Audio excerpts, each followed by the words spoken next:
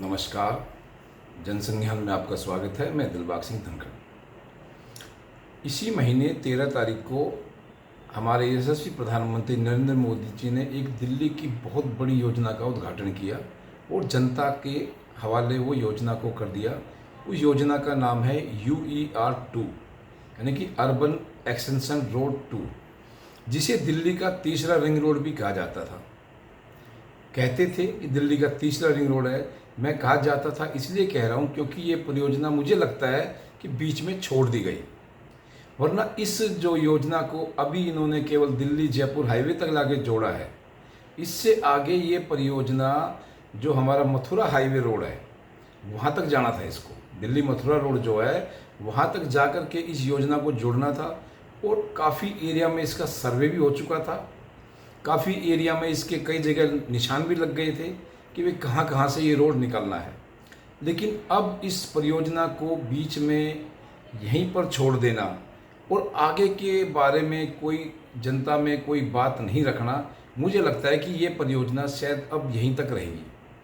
क्योंकि इसके आगे थोड़ा जो एक टनल बनने की जो बात है, महिपालपुर जो शिव मूर्ति है वहाँ से लेके वसंत कुंज तक, डॉक्टर नेल्सन मंडेला मार्ग तक, वहाँ एक टनल का तो प्रोविज़न बता रहे हैं।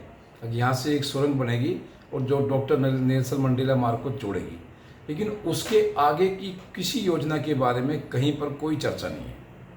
तो इससे सिर्फ अंदेशा ये लगाया जा सकता है कि जो पहले ये कहते थे कि भाई ये दिल्ली का तीसरा रिंग रोड है, इसको शायद दिल्ली का अब तीसरा रिंग रोड कहना मेरे हिसाब से बिल्कुल भी उचित नहीं होगा। क्योंकि जो हमारा जो हिस्सा एक साउथ दिल्ली का हिस्सा है, आप ये समझ लीजिए दिल्ली जयपुर हाईवे से लेकर के और दिल्ली मथुरा हाईवे के बीच का जो हिस्सा है, ये काफ़ी एक घनी आबादी वाला क्षेत्र है। इसमें छोटी बड़ी बहुत कॉलोनियाँ हैं।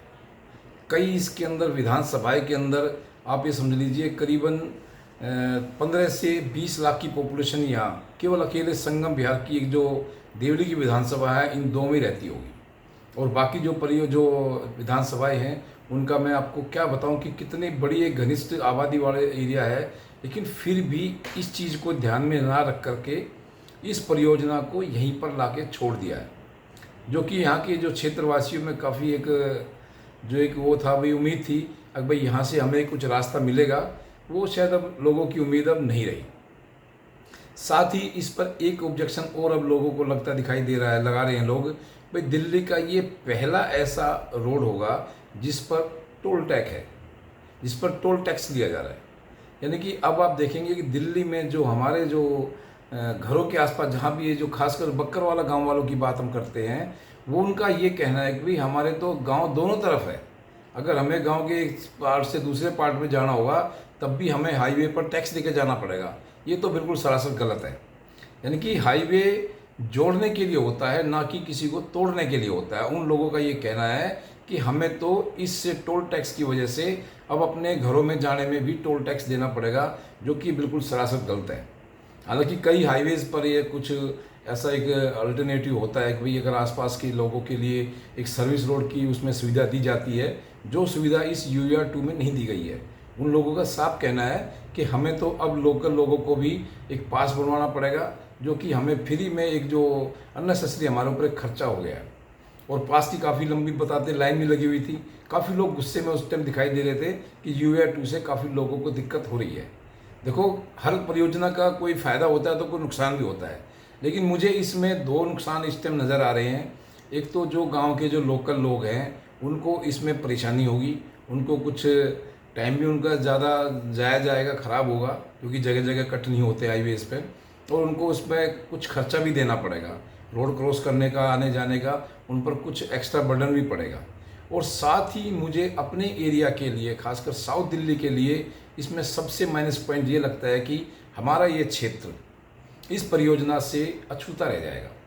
यानी कि हमारी इस जो हमारी संसदीय क्षेत्र है दक्षिणी दिल्ली का, इसके लोगों को शायद इसका बेनिफिट नहीं मिलेगा। और जो लोग काफ़ी उम्मीद कर रहे थे कि यहाँ से कुछ रास्ता निकल जाएगा तो हमको भी पीछे से एक एंट्री मिल जाएगी, जिससे कि हम फरीदाबाद या गुड़गांव जाने में हमारे को काफ़ी आसानी होगी, तो शायद उन लोगों की जो इच्छा है वो पूरी नहीं हो पाएगी।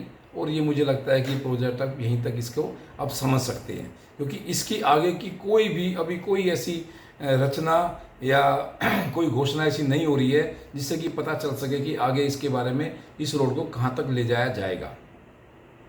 साथ ही इसमें एक छोटी सी बात और नज़र आ रही है कि जो हमारा ये UER-2 है और इससे जो इसका जो विस्तार था वो इसको यहीं से रोकने से हमारे क्षेत्र की जो एक लोगों को एक जो भीड़ का जो है सोच रहे थे यहाँ से कुछ बचाव हो जाएगा, वो भीड़ का बचाव भी उनको होता हुआ दिखाई नहीं दे रहा है, क्योंकि कंजस्टेड एरिया है, काफ़ी बड़ी पॉपुलेशन यहाँ रहती है, लेकिन फिर भी इसको नज़रअंदाज किया जा रहा है।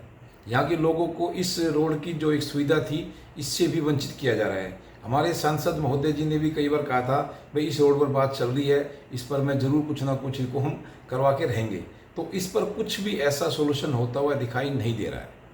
इस प्रकार मुझे तो ऐसा लगता है कि हमारे इस क्षेत्र में कोई ऐसी सरकार की कोई योजना है जो कि अभी हमारे सामने आ नहीं पा रही है, और इसका अंदेशा मुझे इस चीज़ से लग रहा है क्योंकि ये इतनी बड़ी परियोजना है, इसको बीच में छोड़ देना शायद किसी भी सरकार के लिए कोई एक अच्छी बात नहीं होगी, क्योंकि इसमें काफ़ी बड़ी पॉपुलेशन रहती है। तो अभी मुझे लगता है कि जब तक हमारा मास्टर प्लान 2041 फाइनल नहीं हो जाता है, जब तक इसके बारे में कुछ भी कहना शायद थोड़ा जल्दबाजी होगी कि इस क्षेत्र के बारे में सरकार ने क्या सोचा है।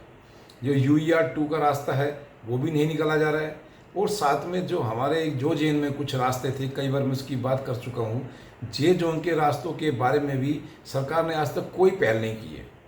हमारे जो लोकल लीडर्स हैं उनकी तरफ से भी कोई ऐसा आश्वासन या कोई ऐसा प्रयास दिखाई नहीं दे रहा है कि जिससे यहाँ के क्षेत्रवासियों को कुछ फ़ायदा या आराम हो सके। अभी आपने देखा होगा कि कुछ दिन पहले एक PM उदय की योजना चालू हुई थी, उस समय अंदाज़ा ये लगाया जा रहा था कि दिल्ली में करीब 50 लाख लोगों को इससे फ़ायदा होगा, यानी कि पूरी दिल्ली में केवल 50 लाख लोगों को एक फ़ायदे की नज़र से PM उदय की स्कीम को लाया गया। यानी कि आप समझ सकते हैं कि 50 लाख लोगों के लिए सरकार ने इतनी बड़ी योजना लेके आई, और उसी में से करीब करीब यानी कि 15-20 लाख जो लोग हमारे क्षेत्र में रहते हैं, संगम बिहार में, देवली विधानसभा में, तुगलकाबाद में, गोविंदपुरी साइड में, इधर आपके छतरपुर साइड में, महरौली में, राजपुर में, इन लोगों के लिए इतनी बड़ी एक आबादी के लिए सरकार को जो खासकर UER-2 की योजना थी इसको ज़रूर आगे बढ़ाना चाहिए था, जिससे यहाँ के लोगों को भी कुछ राहत या कुछ सरकार की योजना का लाभ मिल सके। लेकिन मुझे लगता है कि इस योजना को यहाँ पर रोकने से अब थोड़ा सा ये अंदेशा हो गया है कि सरकार की यहाँ कुछ और ही प्लानिंग हो सकती है। क्या प्लानिंग हो सकती है ये तो अब जो मास्टर प्लान 2041 का फाइनल होने वाला है उसमें आने से ही पता चलेगा, क्योंकि वरना सरकार इतने बड़े प्रोजेक्ट को रोकती नहीं। इसके बारे में ज़रूर कुछ ना कुछ लोगों को गाइडलाइन या कुछ दिशा निर्देश जरूर होते भाई आगे कब तक इसको जोड़ा जाएगा। क्योंकि पहले बात ये भी चलती थी कि भाई इंदिरा गांधी एयरपोर्ट्स को लेकर के जेवर एयरपोर्ट तक जोड़ा जाएगा, लेकिन अब वो रास्ता बीच में कुछ रुकता सा दिखाई दे रहा है सॉरी, पता नहीं किस रास्ते से उसको जोड़ा जाएगा। लेकिन UER-2 का फिलहाल जो प्रोजेक्ट था मुझे लगता है ये शिव मूर्ति पर ही आकर ख़त्म हो गया है। इसको अब दिल्ली का 3rd रिंग रोड कहना मेरे हिसाब से किसी भी तरह से उचित नहीं होगा। तो आज की वीडियो में इतना ही। आप इस वीडियो पर बने रहें, लाइक शेयर सब्सक्राइब करें।